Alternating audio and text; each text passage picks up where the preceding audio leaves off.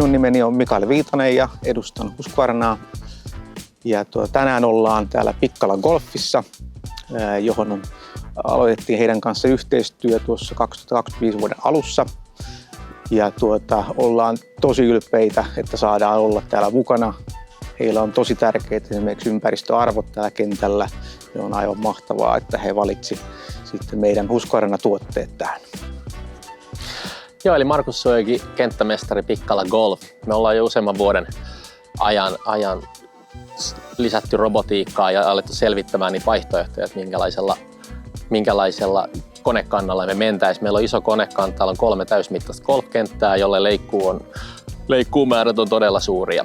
Ja me käytännössä koko viime vuosi testattiin eri merkkejä ja niiden laadullisia tekijöitä ja me päädyttiin, että kun fliitti on näin iso, niin huomioiden kaikki fleet managementit ja leikkuu laadun, niin päädyttiin siitä, että me halutaan tätä yhteistyötä lähteä Husqvarnan kanssa. Ja nyt koneet on saapunut ja ollaan oltu todella tyytyväisiä tähän aloitukseen.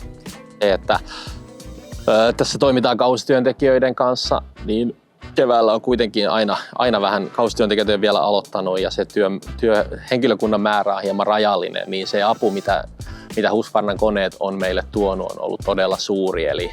Eli ei ole tarvinnut laittaa kenttähoitajia leikkaamaan väyliä tai leikkaamaan raffeja, että ollaan voitu kaikki se antaa Husqvarnan tehtäväksi. Pikkala Golf on Pohjoismaiden suurin golfkeskus. Meillä on täällä 318 reikäistä golfkenttää ja par 3 kenttää. Vihreitä meillä on vähän yli 60 ja alue on kooltaan noin 200 hehtaaria. Kierroksia täällä pelataan suurin piirtein 90 000 kierrosta vuodessa. Me valittiin Husqvarna leikkaa meidän kenttää, koska meille on erittäin tärkeä pintojen laatu, että päästään siihen oikeasti 10 milliä ja että ne pystyy tekemään hienot raidat meille. Huollon osalta niin Husqvarnan koneet on tosi helppo hoitaa, että niitä voi pestä hyvin vedellä ja terätkin on helppo vaihtaa. Kun mennään fleettiin, niin Husqvarnan fleet management on tosi helppo käyttää ja siinä näkee just kaikki koneet ja jos on joku kone on jäänyt jumiin tai jotain, niin sen voi hyvin nähdä siinä kartasta.